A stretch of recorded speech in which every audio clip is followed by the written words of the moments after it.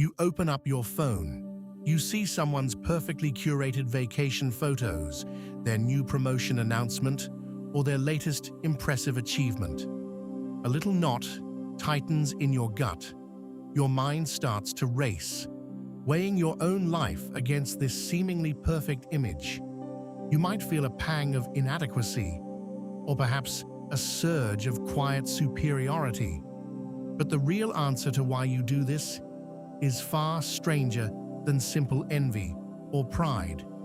This constant, relentless need to compare yourself to others isn't a modern failing or a personal weakness at all. It is a fundamental, ancient function of your brain, a deeply ingrained evolutionary mechanism that once dictated your very survival.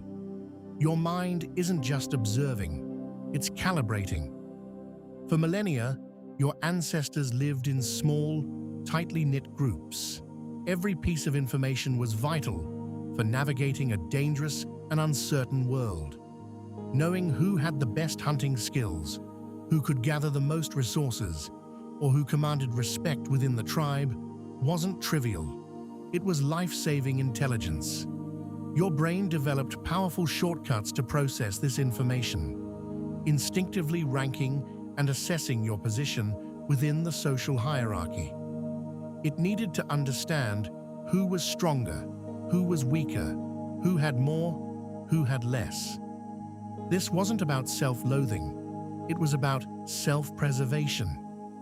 Imagine a world without grocery stores, without hospitals, without police. Your safety, your sustenance, your ability to reproduce, all depended on your status and alliances within your immediate community. If you were always at the bottom, always overlooked, your chances of survival significantly diminished. Your brain, therefore, evolved to be hyper-aware of social cues, constantly scanning for signals about your standing relative to others. This drive for comparison is not a bug in your system. It's a feature. It's a very old operating system running on modern hardware. So, how does this ancient hardwiring manifest in your daily life today? This is where psychology offers some crucial insights. One of the foundational theories explaining this behavior is social comparison theory, first proposed by psychologist Leon Festinger in 1954. Festinger suggested that humans have an innate drive to evaluate their opinions and abilities by comparing themselves to others. You seek out others to understand yourself. But why? Because objective metrics are often unavailable. How do you know if you're a good speaker? You compare yourself to other speakers. How do you know if you're a good parent? You compare yourself to other parents. You constantly look for benchmarks. This comparison can be upward, where you compare yourself to someone you perceive as better, or downward, where you compare yourself to someone you perceive as worse. Each type of comparison serves a different psychological purpose for your brain. An upward comparison, seeing someone who is better than you, can be a double-edged sword. On one hand, it can motivate you. You see someone achieve something incredible, and your brain might register, if they can do it, maybe I can too. It can inspire you to work harder, to strive for improvement. This is your ancient brain spotting a successful hunter and thinking, what are they doing differently? How can I emulate that success to improve my own survival? However, upward comparison can also make you feel inadequate, jealous, or disheartened. When the gap between you and the perceived better person feels too vast, or their success seems unattainable, your motivation can plummet. This is the downside of that ancient instinct, when it runs unchecked in a world of carefully curated, often unrealistic, social feeds. Your brain, trying to find your place, instead finds an endless stream of perceived perfection. Does it know the difference between a real hunter and a posed photo? Downward comparison, on the other hand, often provides a boost to your self-esteem. Seeing someone who is struggling, or who you perceive as doing worse than you, can make you feel better about your own circumstances. "At least I don't have that problem," your brain might murmur. This isn't necessarily malicious. It's another evolutionary mechanism, a way of affirming your own relative security or success. In a dangerous world, knowing you weren't at the very bottom of the social ladder could offer a psychological buffer against constant anxiety. It was a reassurance of your relative safety. But comparison isn't just about strangers or general societal benchmarks. What happens when the person you're comparing yourself to is someone you care about, someone close to you, like a friend or family member? This scenario introduces another fascinating layer, explained by the self-evaluation maintenance model, developed by psychologist Abraham Tesser and his colleagues in 1988. Tesser's model suggests that when someone close to you outperforms you in an area that is highly relevant to your own self-definition, it can actually hurt your self-esteem. If you pride yourself on being a great painter and your best friend suddenly produces a masterpiece that eclipses yours, your brain can experience a threat. It's a direct challenge to your sense of self-worth in that domain. You might then subconsciously try to reduce the closeness of your relationship with them, or downplay the importance of painting, or even try to outperform them yourself. Conversely, if their success is in an area that isn't central to your self-definition, you might actually bask in their reflected glory. Your friend wins a chess tournament, and you feel proud thinking, "My friend is so smart," because their success doesn't threaten your core identity. This is the reflection process. Your brain, in this case, happily associates with the success, enhancing your own social standing by proxy. It's a nuanced dance of how your self-esteem is both protected and projected. Think about it this way. Your brain is constantly running an internal social GPS. It needs to know your coordinates in the vast landscape of human interaction. Are you ahead? Are you behind? Are you safe? This isn't about conscious choice.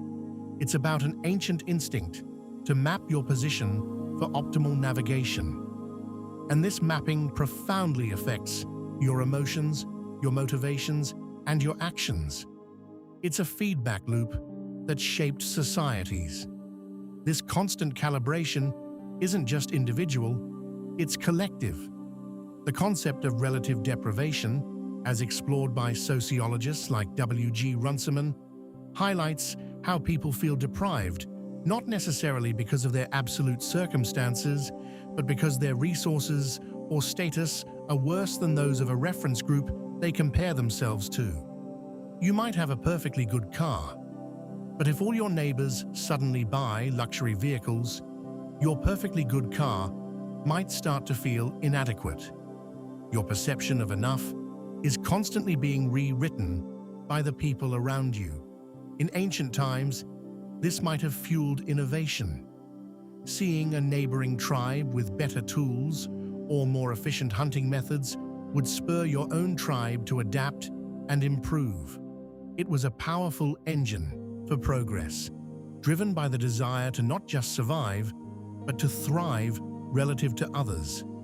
The tribe with more resources and better defenses was the tribe that persisted. Your individual brain was merely a component in this larger evolutionary strategy. So, what happens when you take this deeply ingrained ancient mechanism and throw it into the digital age? You get an unprecedented amplification of social comparison. Social media platforms are essentially comparison machines, meticulously designed to present you with an endless stream of curated, often idealized, upward comparisons. Everyone is always on vacation, always achieving, always smiling. Your ancient brain, still operating on its old software, struggles to differentiate between genuine success and carefully constructed images.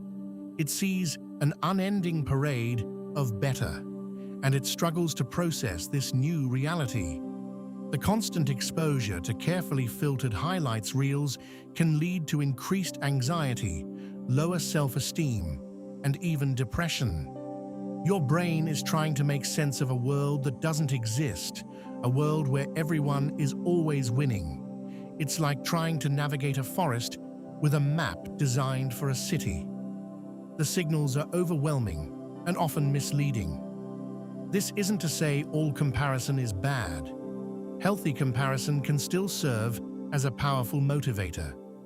It can provide valuable information for self-improvement and goal setting. If you see someone doing something you genuinely aspire to, and you understand the work and effort involved, it can light a fire within you. The key lies in cultivating awareness, recognizing when your ancient brain is simply doing its job versus when it's being overwhelmed and misled by artificial stimuli. Understanding this deep-seated impulse allows you to take control. You can consciously choose your reference groups, deciding who you allow your brain to compare itself against. You can recognize that the perfectly filtered image on your screen is just that, an image, not the full, messy reality of a human life. You can appreciate that your brain is simply trying to help you understand your place in the world, even if its methods are a little outdated for the digital age. The next time you find yourself scrolling, feeling that familiar pang, remember what's truly happening. Your brain is not broken. It's just trying to run its ancient programming in a very new world. This isn't a flaw in your character. It's an echo of your primal past. And understanding that echo is the first step toward navigating your modern existence with greater calm and self-awareness. So the next time you find yourself comparing, remember this: your brain is simply doing what it has always done, trying to calibrate your place in the world.